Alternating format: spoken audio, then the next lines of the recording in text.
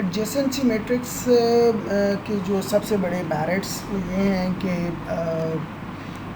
इसके अंदर ये चीज़ को तय करना, देखना कि जी जो वर्सेस के दरमियान में कनेक्शन है कि नहीं है, दैट इज़ वेरी इजी। कि आप जो वर्सेस के नंबर्स दें और उनके दरमियान में अगर एरे की उस लोकेशन के ऊपर 1 मौजूद है तो इसका मतलब है कि वो कनेक्टेड है, देयर इज़ एन एज।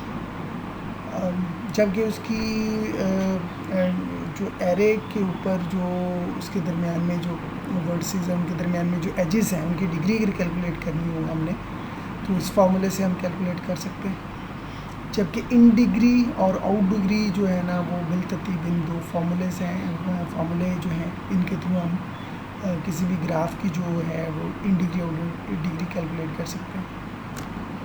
लेकिन सबसे बड़ा नुकसान इसका जो मेरे नज़दीक है इसकी एडजेसेंसी मैट्रिक्स का, कि अनडायरेक्टेड के केस के अंदर यूजुअली एक सिमेट्रिक मैट्रिक्स बन रहा होता है।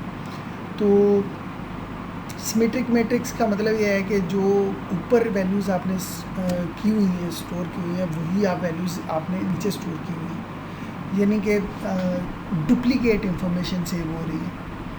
जबकि उस चीज़ से बचा जा सकता है अगर हम उसको एडजेसेंसी मैट्रिक्स को ना यूज़ करें, जो कि स्पेस वेस्टेज कर रहे हैं, तो हम एडजेसेंसी लिस्ट को यूज़ करते हुए ये स्पेस वेस्टेज ऑफ स्पेस से बच सकते हैं। तो ये सबसे बड़ी इसकी बेसिकली जो ड्रॉबैक है एडजेसेंसी मैट्रिक्स का वो यही है कि जो इंफॉर्मेशन है वो डुप्लीकेट हो रही होती है इसके अंदर और स्पेस वेस्टेज। तो एडजेसेंसी मैट्रिक्स में सबसे पहले हम एक ग्राफ है जो कि आपको इधर नज़र आ रहा है G1। अगर इसके एडजेसेंसी मैट्रिक्स की बात करें तो ये एडजेसेंसी मैट्रिक्स बन रहा है, जो कि हम देख रहे हैं कि ये अनडायरेक्टेड ग्राफ है। तो ये एक सिमेट्रिक मैट्रिक्स है बिकॉज इसका जो फर्स्ट रो है वो फर्स्ट कॉलम बन रहा है और सेकंड रो सेकंड कॉलम बन रहा है, थर्ड रो थर्ड कॉलम बन रहा है। तो ये एक सिमेट्रिक मैट्रिक्स है। तो इस केस में हमने देखा था कि अनडायरेक्टेड के डायरेक्टेड ग्राफ के केस में एक सिमेट्रिक मैट्रिक्स अगर बन रहा है तो उसके अंदर ड्रॉबैक ये था मैट्रिसेस का कि जो इंफॉर्मेशन ऊपर स्टोर हो रही है वही इंफॉर्मेशन नीचे स्टोर हो रही है, यानी कि इंफॉर्मेशन डुप्लीकेट हो रही है और स्पेस वेस्टेज है बस। इसकी जो लिस्ट के ऊपर इम्प्लीमेंटेशन की बात करें तो दैट इज़ आप ये कह लें कि ये एक एरे है, सिंपल एरे है, जिसके अंदर उसका जो स्टार्टिंग एड्रेस है वो सेव है कि यहाँ 0 1 2 एंड 3। तो ज़ीरोथ जो इसका वर्टेक्स है वहाँ से आप कहाँ मूव कर सकते हैं। दैट इज़ अगर यहाँ देखें तो 0 से हम 1 2 और 3 पे मूव कर सकते हैं, तो 1 2 एंड 3, तो आगे आप कहीं नहीं जा रहे। इसी तरह से 1 से आप कहाँ मूव कर सकते हैं, दैट इज़ 2 3 एंड 0। तो हम यहाँ देख रहे हैं कि 1 से हम 2 3 2 के ऊपर, 3 के ऊपर और 0 के ऊपर मूव कर सकते हैं, इसी एंड सो ऑन। इसी तरह से 2 से कहाँ हम यहाँ जाएंगे, हम जा सकते हैं, और 3 से फिर हम यहाँ जा सकते हैं। तो अगर आप यहाँ देखें कि कितने आपने इंफॉर्मेशन स्टोर किया, उससे बिल्कुल एग्जैक्टली हाफ इंफॉर्मेशन है जो कि हम यहाँ पे स्टोर कर रहे हैं। तो इस तरह से ये बड़ा एडवांटेज है एडजेसेंसी लिस्ट को यूज़ करने का एडजेसेंसी मैट्रिसेस के ऊपर। So here is another example directed graph के केस के अंदर। तो इस केस के अंदर ज़रूरी नहीं है कि हमारा जो मैट्रिक्स है वो सिमेट्रिक बने, जो कि इस केस में हम देख रहे हैं कि ये ग्राफ की अगर हम एडजेसेंसी मैट्रिक्स की बात करें तो ये मैट्रिक्स ये बनेगा, जबकि ये जो मैट्रिक्स है ये ऑल्दो के सिमेट्रिक नहीं है, लेकिन इसके बावजूद भी इंफॉर्मेशन बहुत सारी जो है ना वो जो इंफॉर्मेशन स्टोर होने वाली है वो ये है कि ये इंफॉर्मेशन को स्टोर करना चाहिए कि लाई करता है ये इंफॉर्मेशन है और ये इंफॉर्मेशन है। ये तो 3 नोड्स हैं जिनको हमें सेव करने की ज़रूरत है। तो अगर हम एरे की बात करें, बिकॉज बाकी तो नोड्स के दरमियान में वर्टिसेस के दरमियान में एज एग्जिस्ट ही नहीं करते, एज इंसिडेंट ही नहीं है उन वर्टिसेस के ऊपर, तो उनको सेव करने की ज़रूरत नहीं है। यहाँ अगर एरे की बात करें 0 1 एंड 2 है, तो ये एक एरे है, तो 0 से आप कौन से जो है वो वर्टेक्स के ऊपर मूव कर सकते हैं, एज कहाँ पे है। सो दैट इज़ 0 से 1 के ऊपर आप देयर इज़ एन एज, तो 0 से 1 के ऊपर आप मूव कर सकते हैं। सो इसी तरह से 1 की बात करें तो वर्टेक्स 1 की बात करें तो वर्टेक्स 1 से कहाँ कहाँ एज है 2 एंड 0 के ऊपर। तो एक इंसिडेंट है 2 के ऊपर और एक इंसिडेंट है 0 के ऊपर। तो इसी तरह से आप 2 के ऊपर जो है वो इंसिडेंट फॉर्म कोई भी नहीं है, तो इस नल तो नथिंग।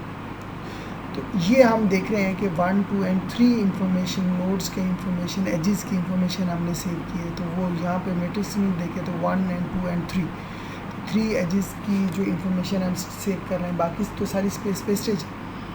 तो ये बड़े एडवांटेजेस हैं एडजेसेंसी लिस्ट के, एडजेसेंसी मैट्रिसेस के ऊपर।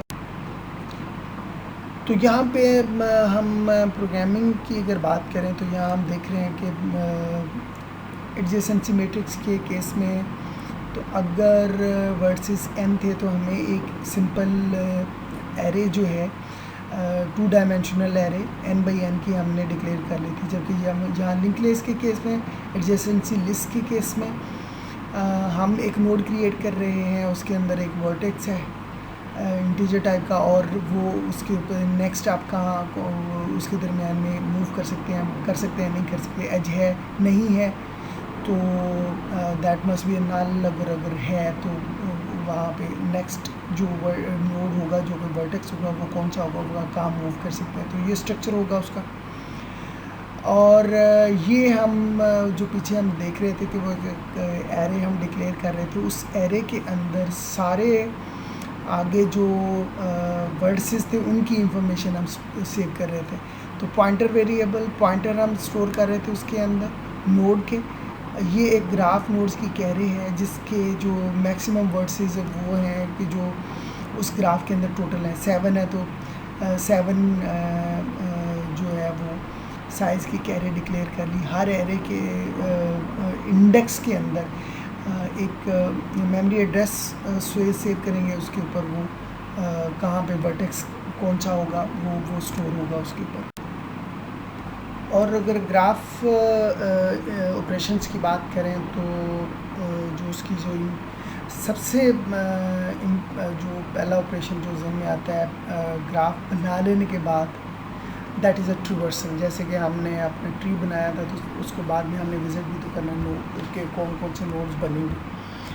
तो ट्रिवर्सल के अंदर सबसे पहले डेप्थ फर्स्ट सर्च हम अप्लाई कर सकते हैं ट्रिवर्सल करते हुए, लाइक प्री ऑर्डर ट्रिवर्सल इन DST के केस के अंदर हम देखा। तो इसको बेसिकली अभी हम जब इम्प्लीमेंट करने की कोशिश करेंगे तो वी विल यूज़ जो है ना वो स्टैक की इम्प्लीमेंट को यूज़ करते हुए इसको इम्प्लीमेंट करेंगे।